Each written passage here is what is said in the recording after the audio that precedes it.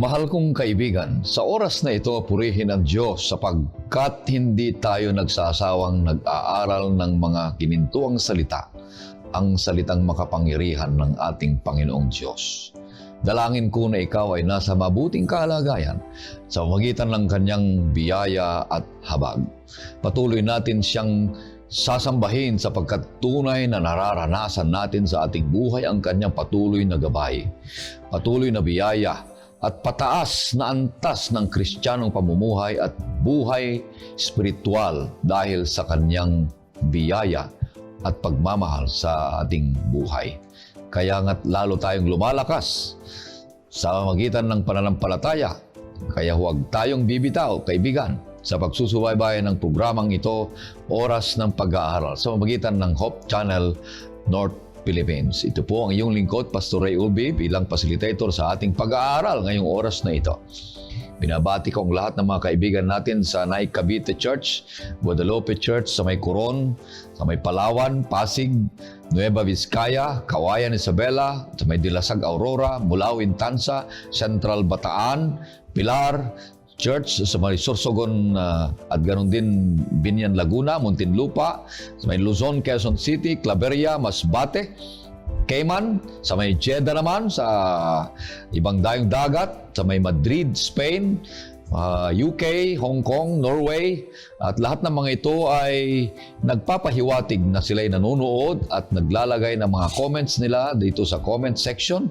Kaya nakikita namin kung saan nakakarating ang programang ito na nagbibigay biyaya at ganun din lakas ng pananampalataya ang lahat ng mga susubaybay sa programang ito. Purihin ang Diyos sapagkat nagbibigay ka ng comment yan sa comment section at magbabahagi sa mga kaibigan mo upang marating din ang salitang ito, ang programang ito sa kanilang mga tahanan at isipan at puso at magbibigay puwang sa kanilang buhay. Purihin tayo ng Panginoon Diyos, palalakasin kanawa ng ating Panginoong Diyos. Ang makakasama natin dito ay pa rin ang ating mahal na kaibigan, si Pastor Abraham Del Rosario. Siya pa ang ating publishing director dito po sa North Philippine Union Conference. Kumusta kayo, Pastor Abe?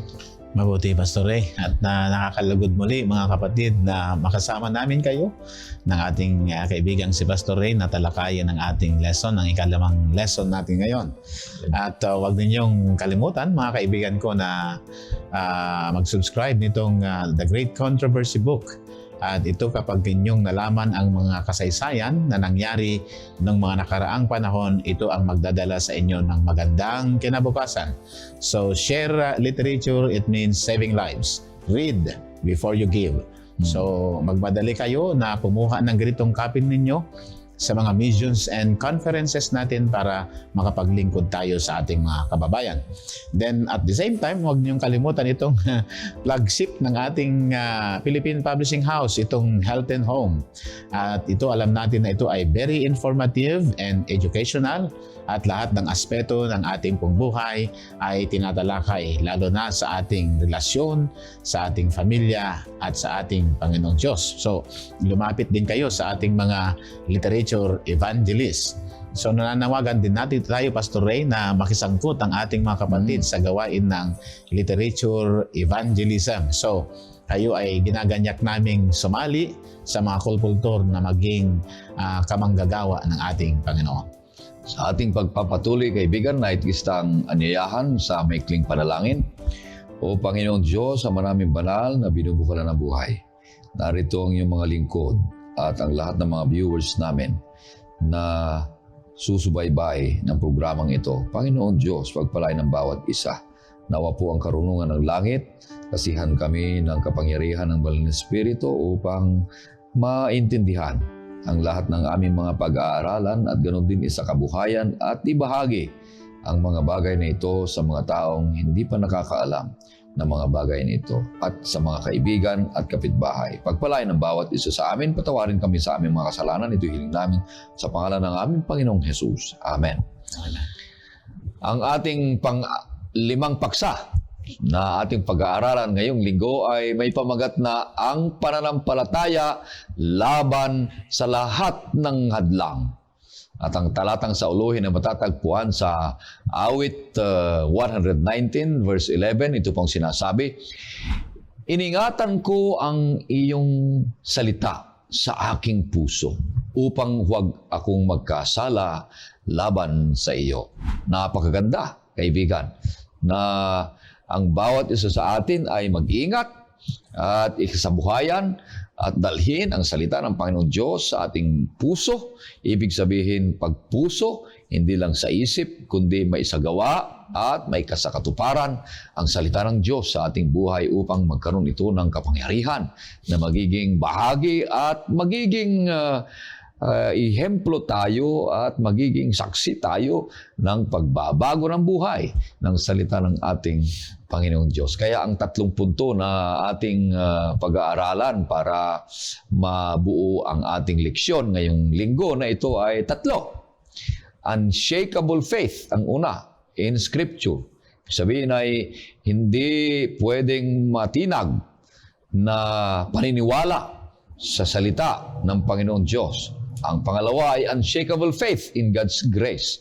Hindi matitinag na paniniwala sa biyaya ng ating Panginoong Diyos. Ang pangatlo ay unshakable faith in God's salvation. Hindi matinag na paniniwala, pananampalataya na ang Diyos ay siya ang binubukalan ng kaligtasan. Kaya napakaganda, Pastor. Anong ibig sabihin nitong una, Pastor Abe? Unshakable faith in Scripture. Ito Pastor yung Reformers' unshakable faith in Scripture. Tinatawag nilang sola scriptura.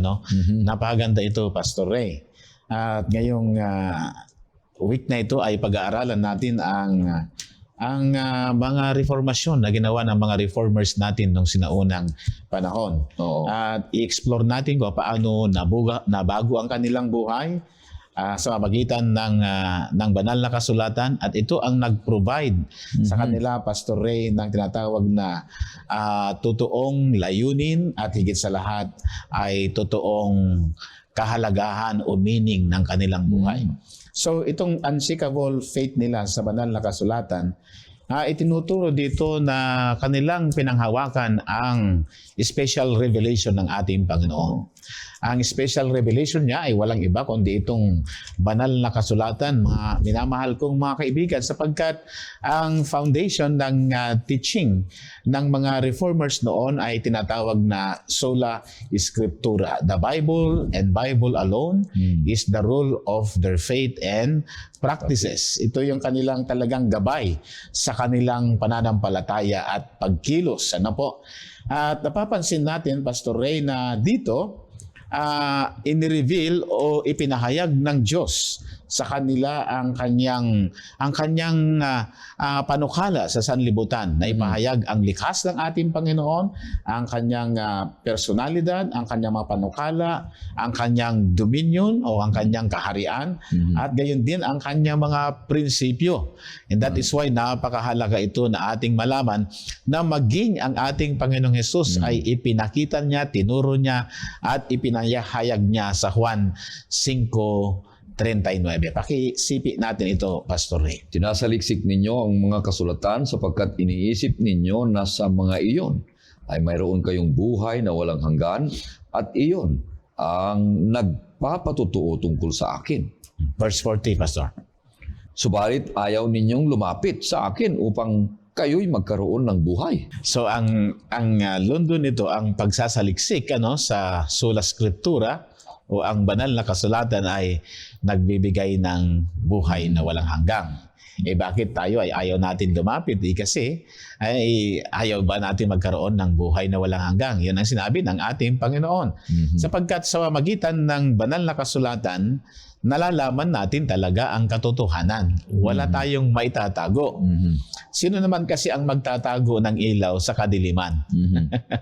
So kapag dinala mo ang ilaw sa kadiliman, maliliwanagan ang kadiliman, Pastor Ray. At wala kang maitatagong katotohanan, wala kang maitatagong liwanag sa kadiliman, kundi magliliwanag ang liwanag sa kadiliman, Pastor Ray. Ito yung gustong maituro ng Diyos. At ito din yung pinanghawakan ng mga reformador, pastor, nung nakaraang mga panahon. Natalakay natin noon yung 1,260 years na persecution at pagtatago ng mga katotohanan.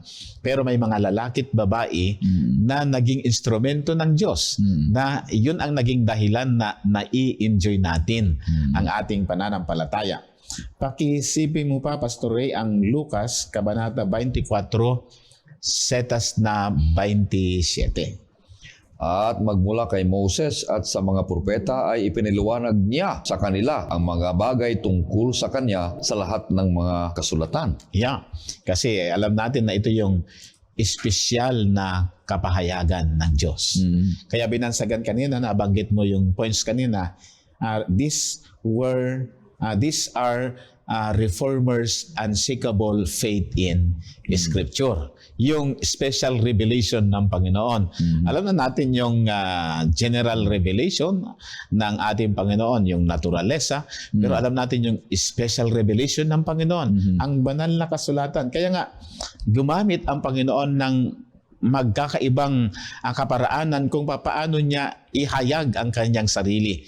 Yung tinatawag na theophanies. Ito yung divine appearance na nagpakita mismo ang ating Panginoon sa mga propeta, at nagkaroon din ng mga experiences o karanasan ng mga propeta noon sa magitan ng panaginip at ng mga pangitain. Yun yung kaparaanan ng Diyos kung paano niya espesyal na inihayag ang kanyang karunungan, ang kanyang likas, ang kanyang karakter, yung kanyang plano sa sanlibutan. Ipinahayag niya kung paano si Kristo ay mabayubay doon sa krus ng Kalbaryo, kung paano simula nung pagkakasala ni Adan hanggang doon sa pagbabalik doon sa langit na bayan, lahat ng yan ay ipinahayag na at naipahayag na ng ating Panginoon. Ang isa pa na bibigyan natin ng pansin, ito yung tsorya ng revelation and inspiration. So, ang banal na kasulatan, ito ay kapahayagan ng ugali ng Diyos. So, paano niya in-inspire ang mga tao na sumulat nito? So, directly, ang Diyos ay kanyang isinagawa ang inspirasyon sa magitan ng pakikipag-ugnayan niya sa mga propeta at mga apostol. Ano ang katunayan, Pastor Ray? Ito ay mababasa sa aklat ng Efeso, Kabanata 2, setas na 20. Na itinayo sa saligang inilagay ng mga apostol at ng mga propeta na si Kristo Jesus ang batong panulok. Parating binabanggit na sa banal na kasulatan na sa magitan ng mga propeta at ng mga apostol ay napatibay ang salita ng ating Panginoon Diyos. Basahin pa natin at sipiin, Pastor Ray, sa 2 Timoteo, Kabanata 3, setas na siguro pasimulan mo na sa 15 hanggang 16. At kung paanong mula sa pagkabata ay iyong nalaman ang mga banal na kasulatan na makakapagturo sa iyo tungo sa kaligtasan sa pamamagitan ng pananampalataya kay Kristo Jesus. Ang lahat ng mga kasulatan ay kinasihan ng Diyos at mapapakinabangan sa pagtuturo, sa pagsaway, pagtutuwid at sa pagsasanay sa katwiran. So napansin natin, Pastor Ria, na ang banal na kasulatan ay kinasihan ng Diyos. Pag sinabing kinasihan ay ano bang ibig sabihin nun, Pastor Ray? Ibig sabihin nun ay merong paggabay ang ating Panginoon. In-inspire niya itong mga manunulat na maisulat ang karunungan ng Diyos, ang mensahe ng Diyos para sa sanlibutan, galing sa Kanya.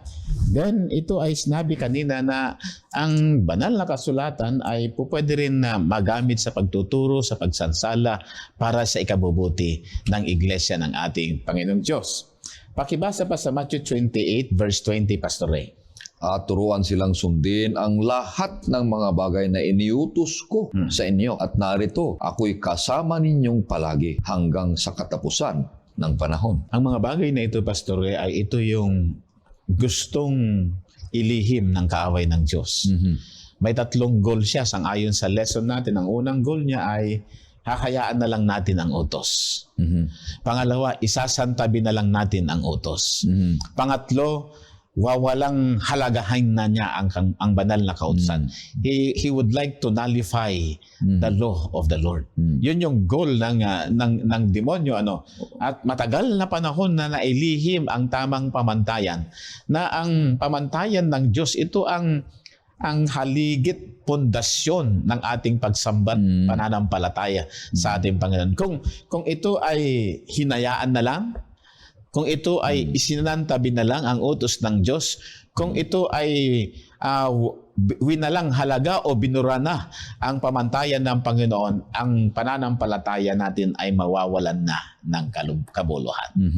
Mawawalan na rin ng kabuluhan ang pagkabayubay ni Kristo doon sa krus ng Kalbaryo, kasi wala na ang kautusan na siyang nangangalaga, nagbibigay ng tunay na kapayapaan, nagbibigay ng tunay na kaginhawaan at kahinahunan ng pamumuhay at kabanalan kapag naalis ang lahat ng mga ito.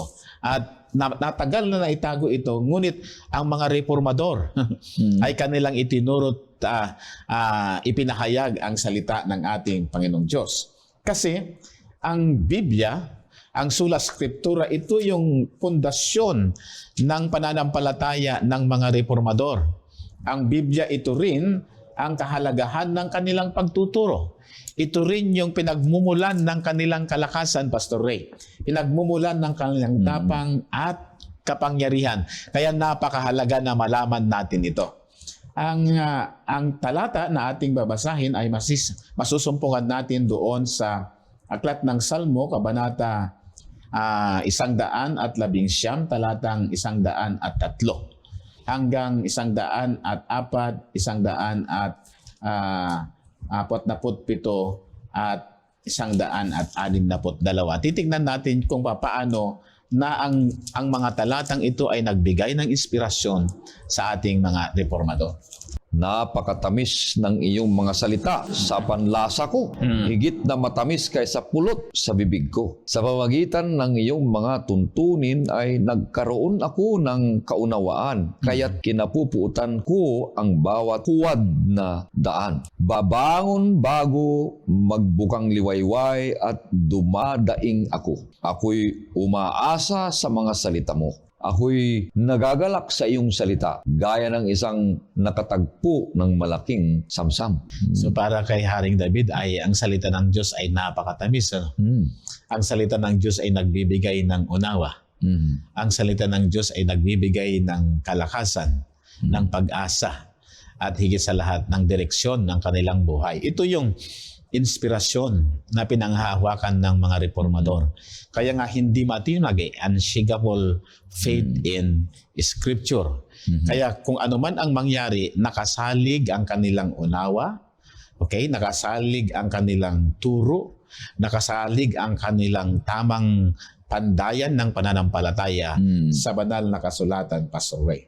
Dito meron tayong dalawang halimbawa ng reformador, si John Wycliffe, na pag-aralan natin noong nakaraan, na ang contribution niya kung bakit hindi matinag ang kanilang pananampalataya noon ay na-educate ang sanlibutan. Naisalin ang Biblia sa lingwahe ng mga tao. Gayon din si William Tyndale, at ito ay naging foundation ng King James Version. Yan palang King James Version natin ngayon ay ito'y nanggaling sa salin na William Tyndale translation.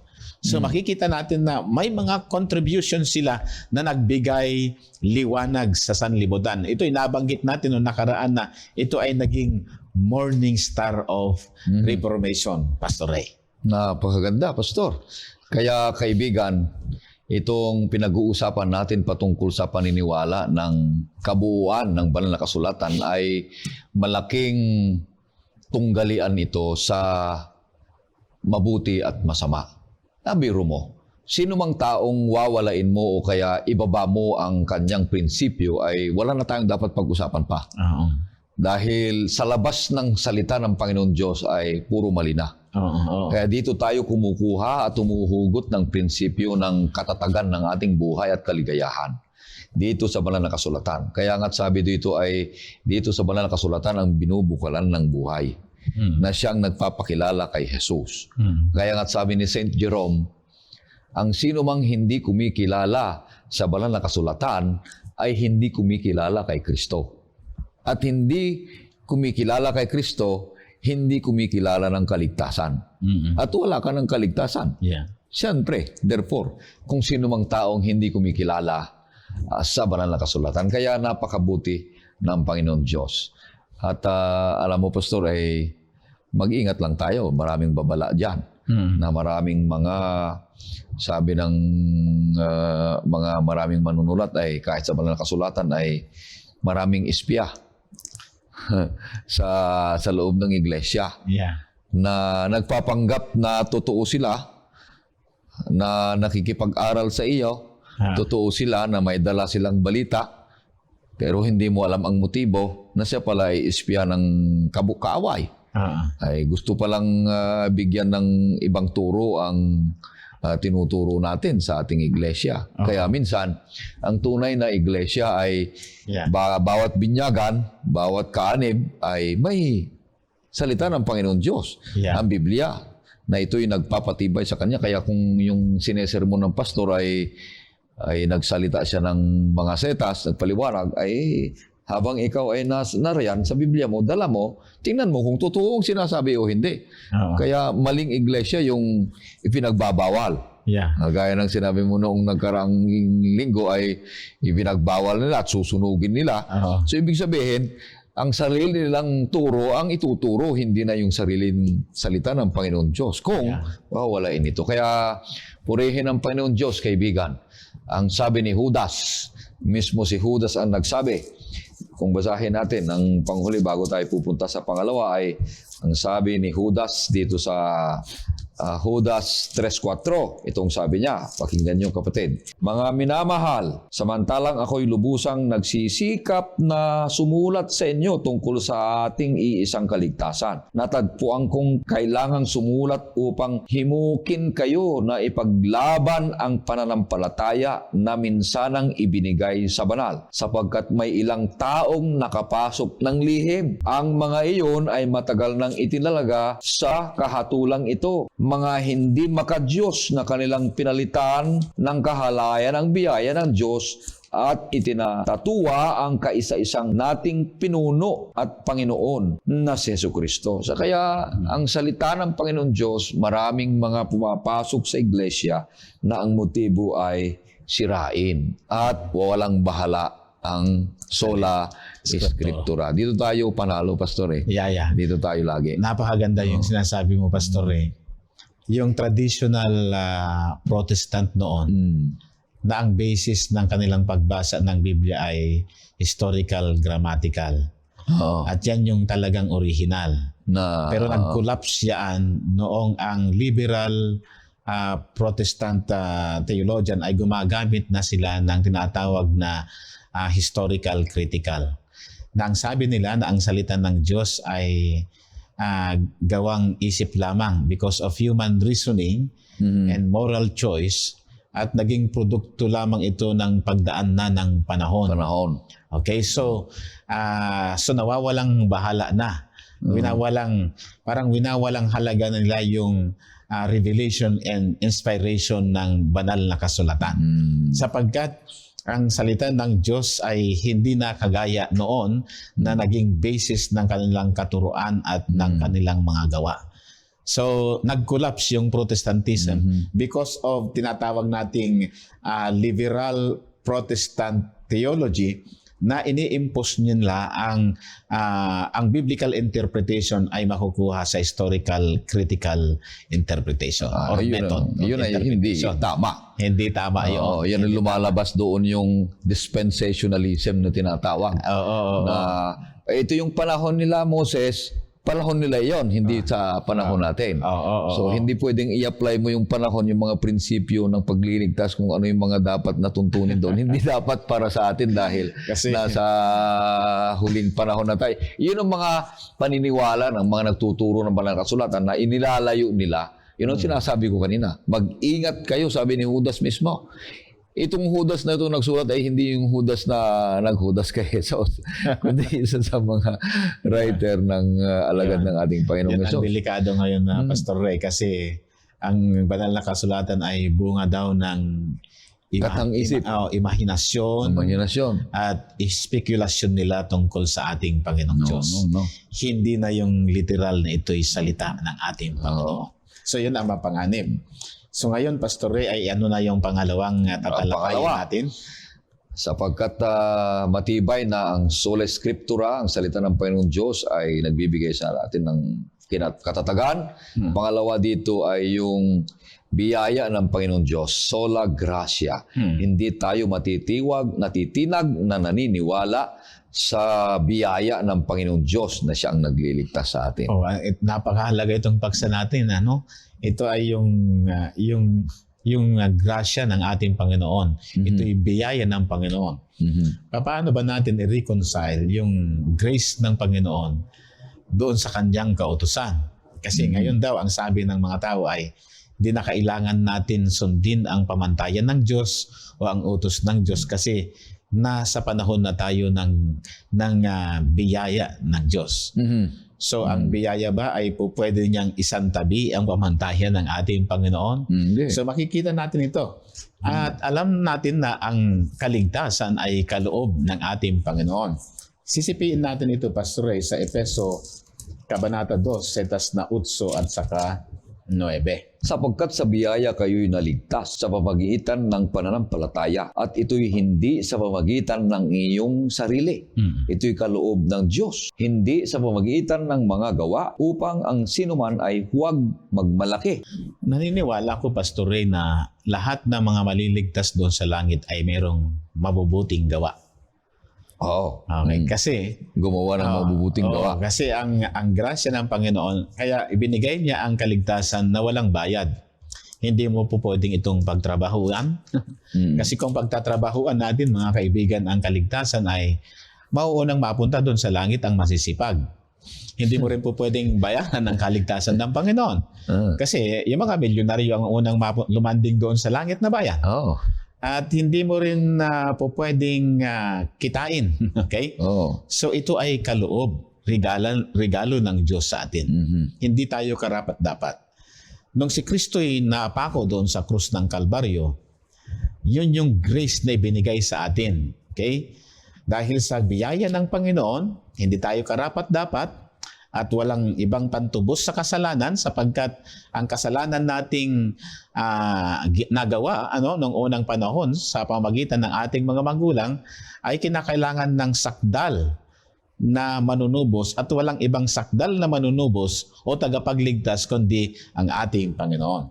Pagpatuloy natin, Pastor Ray, na basahin ang aklat ng Roma, Kabanata 2, setas na 23 hanggang 24. Ikaw na nagmamalaki dahil sa kautusan, nilalapastangan mo ba ang Diyos sa magitan ng paglabag sa kautusan? Sapagkat ang pangalan ng Diyos ay nalalait sa mga hentil dahil sa inyo, gaya ng nasusulat. Ayun, napakaliwanag.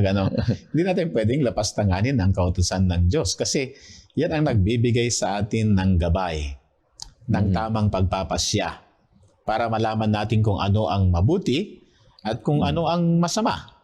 Ang kautusan ay nagbibigay din ng kalayaan sa tao. Hindi ka pagbabawalan ng sanlibutan. Magiging malaya ka sa lahat ng desisyon mo sa buhay, Pastor Ray.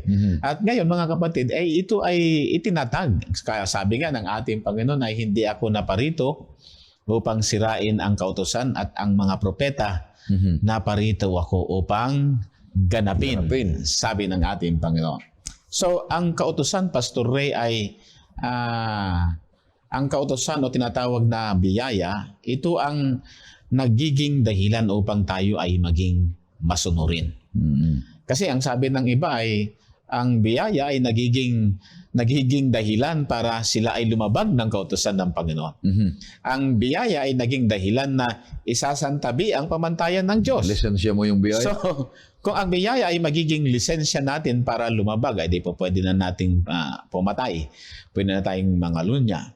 Pwede na tayong mag-asawa ng maraming tao. Pwede rin natin, hindi na rin natin respetuhin ang mga magulang. Pwede na rin natin hindi galangin at sambahin ang Panginoon. Kung sa biyaya lang ang magiging paraan para maligtas. No.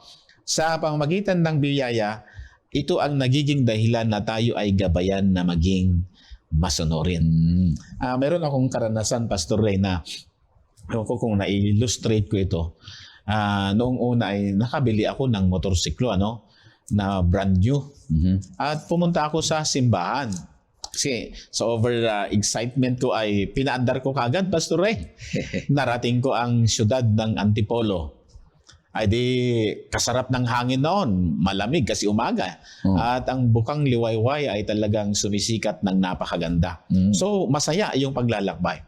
So brand new yung aking Honda Dream noon ay kinawayan ako ng pulis. Ay di kumaway din ako. Akala ko ay yung pulis ay binabati niya yung magandang motor ko na Honda Dream. Ay di kumaway din ako na talagang napakasarap ang ngiti. Pero nung ginanyan niya yung kanyang kamay na tila bagang pinapatabi niya ako, ay kinabahan ako. Kasi yung ulo ko ay wala palang helmet. Nako, naalala ko na kapag naglakbay ka pala, ay hindi pwedeng maglakbay na wala kang plaka. No plate, no travel.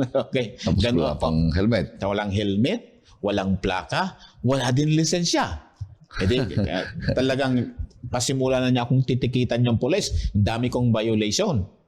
Then sabi ko, sir, ay pwede bang patawarin mo ako? Kasi pastor naman ako. Ang sabi ng pulis ay, Pastor hindi porkit pastor ay malaya ka ng lumabag. Pamantayan ng Trapiko. batas. Trapiko. Di dahil sa pagmamakaawa natin, pinatawad tayo ng pulis. So, yung pagpapatawad ng pulis ay hindi magiging dahilan. Yun yung grace niya sa akin. Yun yung biyaya niya. Yun yung grace ng pulis sa akin na pinatawad niya ako. Hindi yun ang magiging dahilan na susunod na paglakbay ko na naman sa highway yon ay hindi ko dadalhin yung aking helmet, yung aking plaka at yung aking driver's license. Kundi yung grace na binigay niya sa akin ay akin nang i-implement ang pagsunod sa batas ng trapiko upang ako ay malayang maglakbay. Hindi na mag-uulit uli. Hindi na ako uulit. So, yun yung grace. Ang grace ay nagiging dahilan na tayo ay maging masunurin sa Diyos. Hindi ang grace ang magiging dahilan na maging lalabag tayo sa pamantayan ng ating Panginoon. So, pakibasa mo, Pastor Ray, nabasa mo na ba doon sa Roma chapter 6, verse 23? Sapagkat ang kabayaran ng kasalanan ay kamatayan, ngunit ang kaloob ng Diyos na walang bayad ay buhay na walang hanggan kay Kristo Jesus na Panginoon natin. Yan ang grace. Walang bayad. Kasi namatay na siya doon sa krus ng Kalbaryo. At anumang pagkakasala mo na nagawa sa Panginoon ay siyempre ay ipagtatapat mo sa Kanya.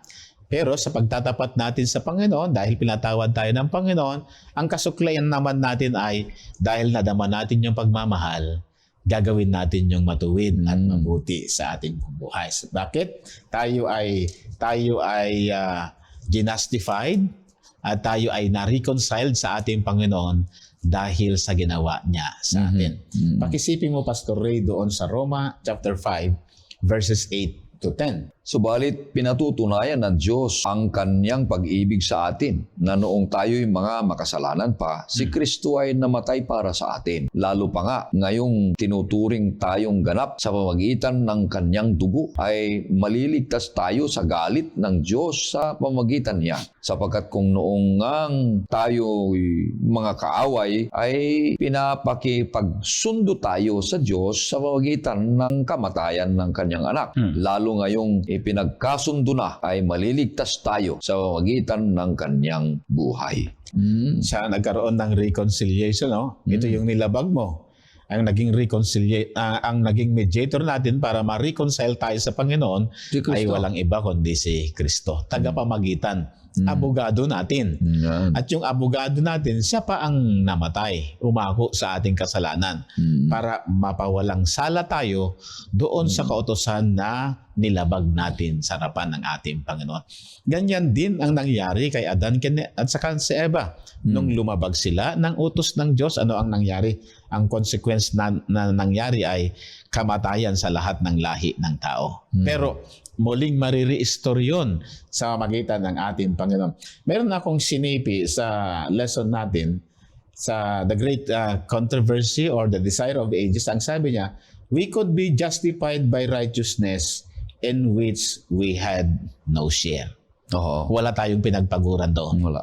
Wala tayong na-contribute doon. Wala rin. Kahit yung pagsamba natin, pagbabalik ng ikapo, pagbibigay ng offering, hindi nakakatulong yan. Bunga yan ng pagmamahal. Ang buhay lang ni Kristo ang makapagliligtas sa atin, Pastor Ray.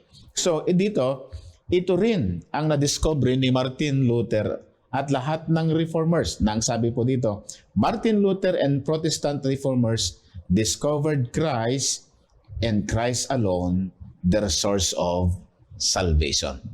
Maliban sa Kanya ay wala na. Hindi mo na kailangang bayaran. Marami ngayon nagbabayad para mapatawad ng kasalanan, di ba? Yun ay pinagtatrabahuan mo yon. Kahit na nandun ka na sa purgatorio, meron lang kumakalansing na coin, ay pwede ka nang tumalon mula sa purgatorio papuntang langit. So, kung ganun ang pamantayan ng kaligtasan, ay lahat ng may pera ay maliligtas. Huwag ka na magpapakabait. Labag ka na lang ng labag, tapos bayad ka lang ng bayad. Paano yung walang pangbayad, ay wala ng kaligtasan. So, yun yung sinasabing grasya, Pastor. Yun yung sinasabing biyaya ng Panginoon, may pambayad ka at walang pambayad. Hindi ka man masipag o hindi, masipag ka man o hindi ka masipag, ikaw ay merong kaligtasan sa ating Panginoon. Okay, purihin ang Panginoon Diyos. Maraming salamat, kaibigan, Pastor. Pinagkumpara mo ang dalawa, ang iglesia ng Panginoon Diyos na ang turo ng banal na kasulatan at ang turo natin ay maliligtas tayo sa biyaya ng Panginoon Diyos. Pero kinontra ng dakilang katunggalian ng turo ng dating iglesia na ang biyaya ng Diyos ay ibinigay sa mga pare, sa iglesia para sila ang magdikta kung may biyaya ka o hindi. Mapapatawad ka o hindi. Maliligtas ka o hindi. Ito yung naglaban nung unang panahon, ng pinag-aaralan natin nung nakaraang linggo, na dakilang tunggalian ng masama at mabuti, at doon sa madilim na karanasan ng mga taon nagsinauna, na itong mga ito ay naglalaban. Turo ng mga reformador, ayon sa banal na kasulatan, at turo ng established na iglesia na Romana, na turo ng mga pare, na ito'y hindi magkatugma, na hindi dapat sundan ng mga tradisyon na itinuturo ng iglesyang ito. Ngunit sundan natin, unshakable, hindi matitinag. Hindi matitinag. Na ang biyaya ng Panginoon Diyos ay libre. Ang kaligtasan ay kaligtasan Christ ay alone. Kay Kristo. Kaya pag sinabi biyaya, ang kaligtasan ay makukuha natin sa biyaya kung maniniwala tayo. Kung sinabi mo kanina, binabasa mo sa akin, ang biyaya ay matikman mo kung maniniwala ka sa pananampalataya kay Kristo Jesus. Ibibigay sa iyo yung biyaya. Anong biyaya? Kapatawaran ng kasalanan. Yung kaawaan ng Diyos para maibalik tayo sa Kanya. Yun yung biyaya. Para mag-reconcile tayo. Si Kristo ang ginawa niya para sa atin. Yung Kanyang kaawaan sa atin, biyaya niya sa atin para mapatawad tayo at maibalik tayo sa Kanya. Maraming salamat. Kaya ang biyaya, kapatid, ang nagliligtas sa atin kay Kristo Jesus sa pamamagitan ng pananampalataya kay Jesus. Hindi sa utos. Sampung utos, hindi rin. Hindi. Kahit hindi sa gawain, hindi rin. Kundi yung pagsunod doon sa utos ay bunga ng kaligtasan na dama natin sa Panginoon. So, wala pala sa atin pala. Lahat. Kay Kristo lahat. Kay Kristo lahat. Anong meron sa atin? Isa lang. Meron sa atin. Yung gawa, hindi rin. Yung pananampalataya, hindi rin. Yung biyaya, hindi rin. Yung decision lang ang meron sa atin. Kay Christ lang ang magliligtas sa atin. Yung gift of salvation, Pastor, ay talagang ibinigay na niya sa atin yun. Ngayon, ang gagawin mo ay manampalataya ka kay Kristong magliligtas sa atin. yung decision natin lang ang sa atin. Ano? Kaya yung Wala nang decision iba. lang. Halimbawa, ito yung regalo ko sa iyo, Pastor Ray. Kung hindi ko didesisyonan na Pag hindi kukunin, mo decision ang kukunin wala. at tanggapin ang kaloob ng kaligtasan, pagtanggap sa kaligtasan ay pagtanggap kay Kristo bilang personal mo Amen. tagapagligtas. Oo. Napakaganda. Kaya kaibigan, tayo'y manatili sa biyaya ng Diyos na siya ang nagliligtas sa atin para maibalik tayo sa kanyang paanan. Manatili tayong manampalataya sa kanyang biyaya. Ang pangatlo dito ay unshakable faith in God's salvation, yung hindi matitinag na paniniwala ng Faith Diyos. alone. Yeah, Oo. faith alone. Faith. Kanina ay Manampalataya grace, lamang. grace alone, ngayon naman ay faith alone. So, ang pananampalataya, Pastor Ray, ay ito naman ang gumagabay sa atin upang maging masunurin tayo sa kautusan ng Diyos. Pakibasa mo itong aklat ng Roma, Kabanata 3, setas na 27 hanggang 31.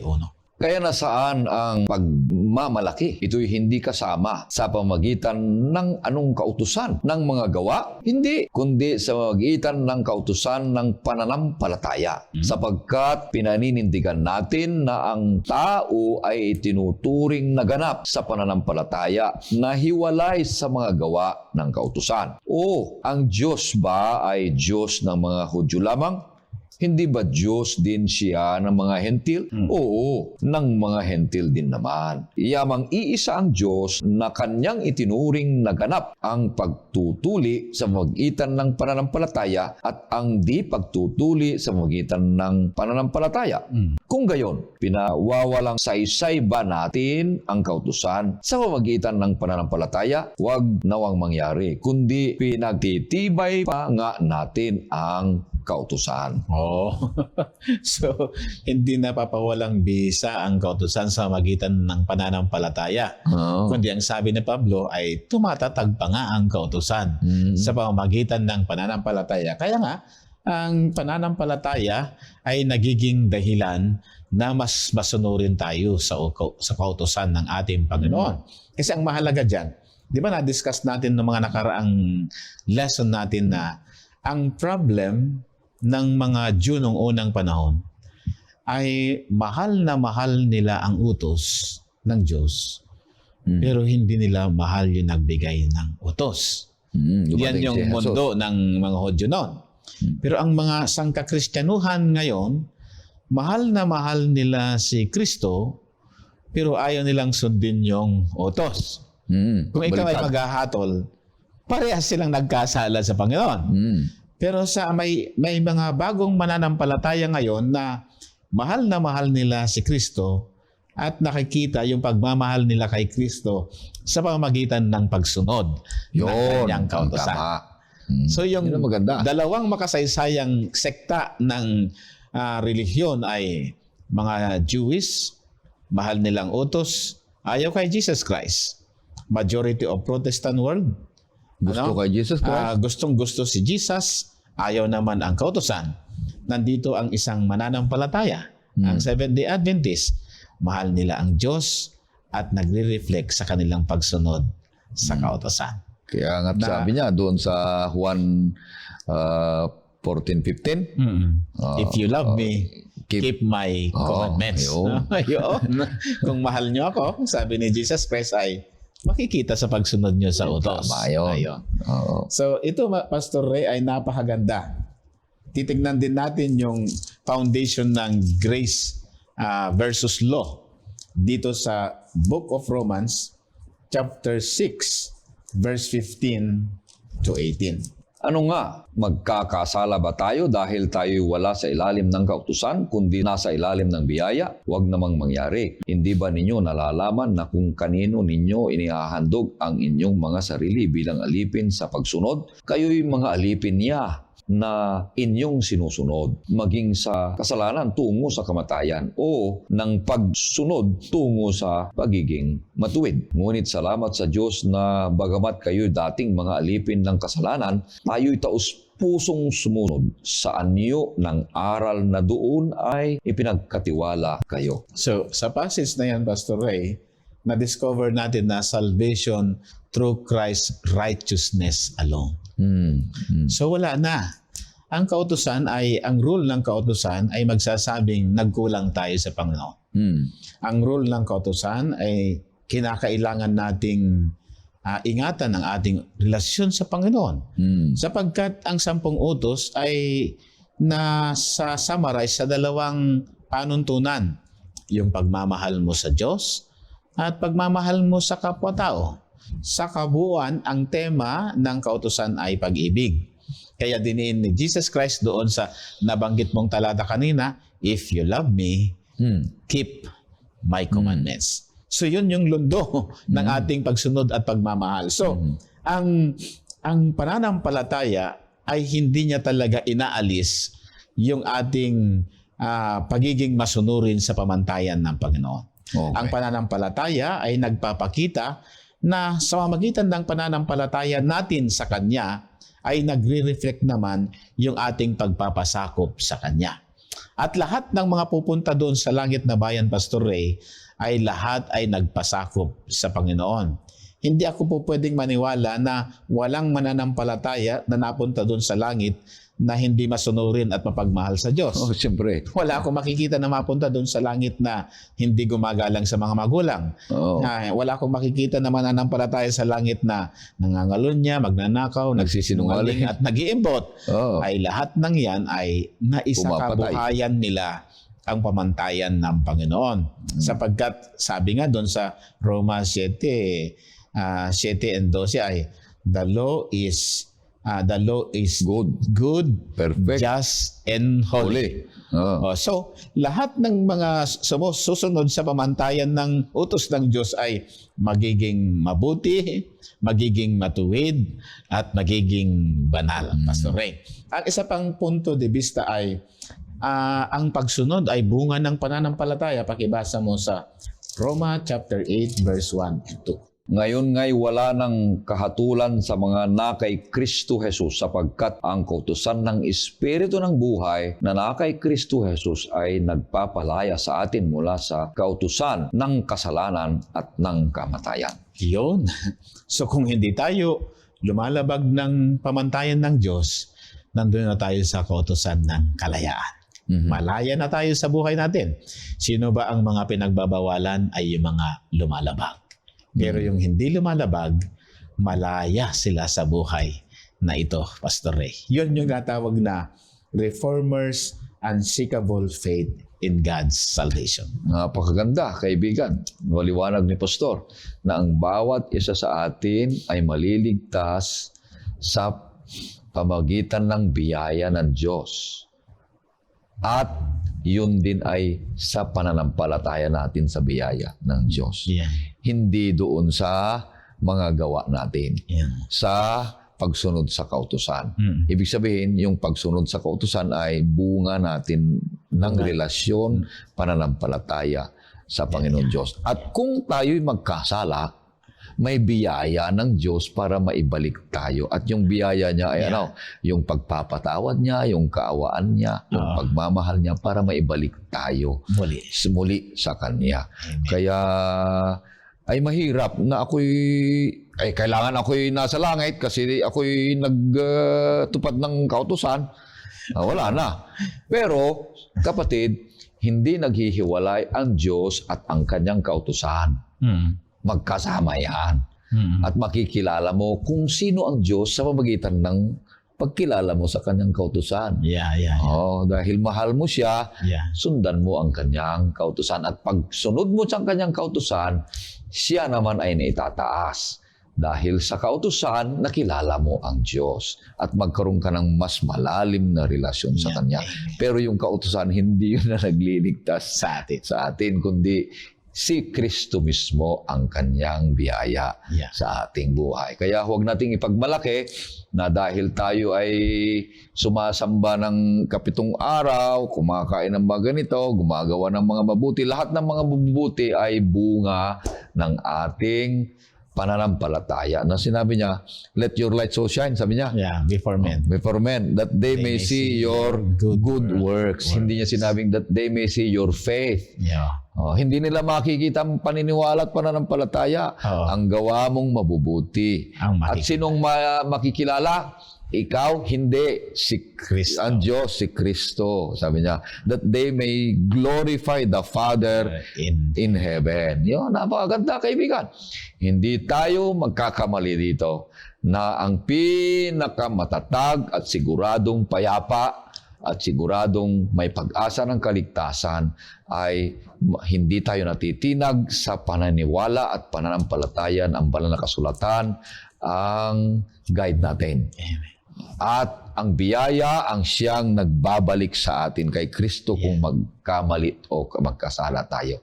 Na ang kaligtasan ay sa pananampalataya, hindi sa anong mga bagay na narito sa lupa. Kaya purihin ang Diyos, mga kaibigan at mga kapatid. At tayo'y magtatapos na. At bago tayo makarinig ng palalangin ni Pastor Rabi, ay pakinggan muna natin ang isang napakagandang awitin.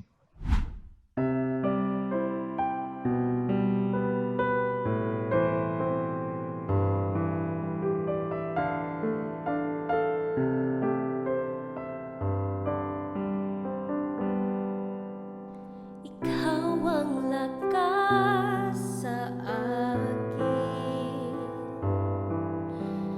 karamay at kaligayahan.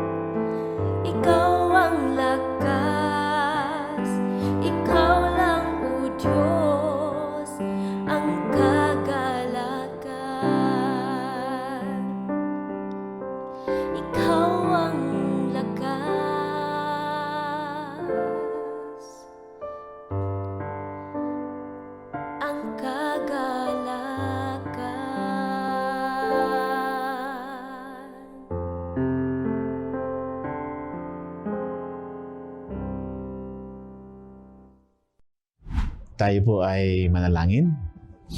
Dakila naming Panginoong Diyos, nagpapasalamat po kami sa inyong biyaya at pagmamahal na sa pamamagitan ng mahusay na turo ng banal na kasulatan.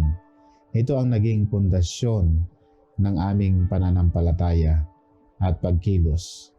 Nawa Panginoon ay maisakabuhayan namin ang mga katuroang ito na sa pamamagitan lamang ni Kristo kami ay maliligtas sa pamamagitan ng pananampalataya at ng inyong biyaya.